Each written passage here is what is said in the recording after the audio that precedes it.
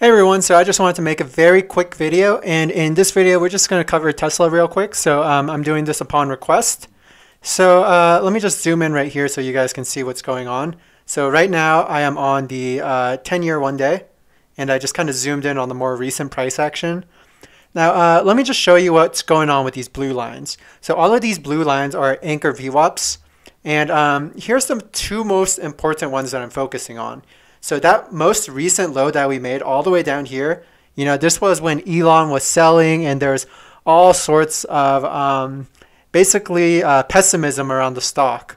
So you got all these analysts coming out, downgrading Tesla and what have you. So, this blue VWAP right here is from that bottom right there. Now, this blue VWAP right here, this is from the more recent high before we saw this massive sell-off. So look what's going on here. We have these two lines that are converging right around this area right here. Now let me zoom in even further. So do note what's right here. So this orange line, that is the 50-day moving average. So right here we have this VWAP from the more recent high, not this high, but the one before that. And then we have this VWAP from the bottom. So now we have the 50-day moving average, these two VWAPs converging, and you can see price action is actually right on this VWAP right there. So also note that we do have this trend line right here. So there's a lot of different supports all converging right here. So if we were to basically get a data drop that was unfavorable to Tesla, now I could think of one coming up right here. So you have to think about interest rates. So obviously higher interest rates are not good for anybody in the auto manufacturing business.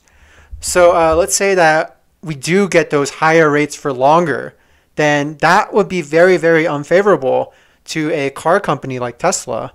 So what could happen if we lose all of these supports right here? So we lose this VWAP, we lose this VWAP, we lose that 50-day, and then we lose the support trend line right there.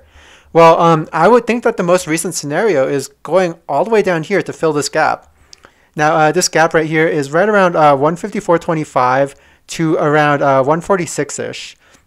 So that's kind of what's going on with this gap. So obviously, if we were to just cut underneath all of this, we're probably not just going to go straight down here.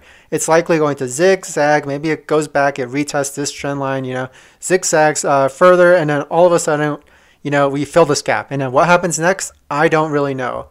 We'll see what happens from that point on. But another thing that I do want to mention is if I do zoom out a little bit, so let's just zoom out.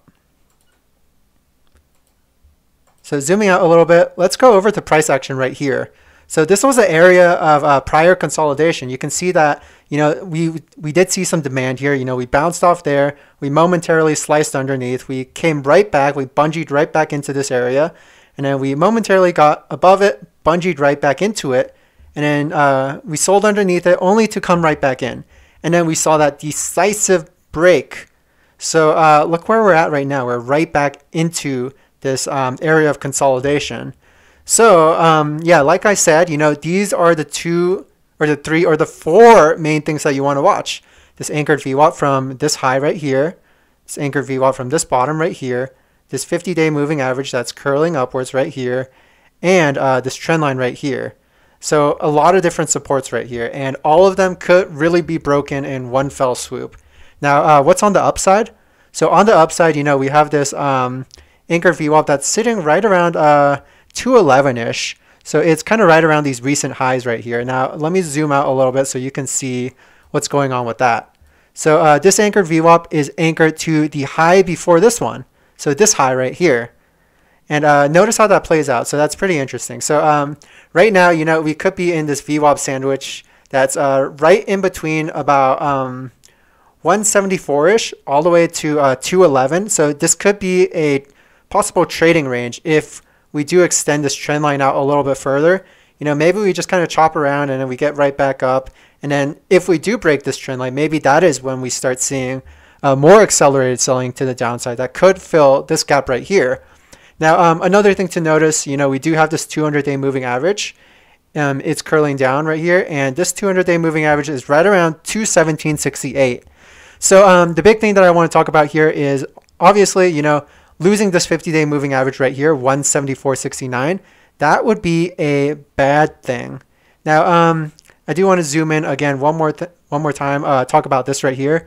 So do you notice that when we did break below these two VWAPs right here, we had that 50-day to basically save our ass right there. So yeah, I mean, now that we have all of these moving averages and these VWAPs converging, you know, it could be very easy to just knife underneath all of these. So that's basically my analysis on Tesla, and I hope you guys enjoyed the video.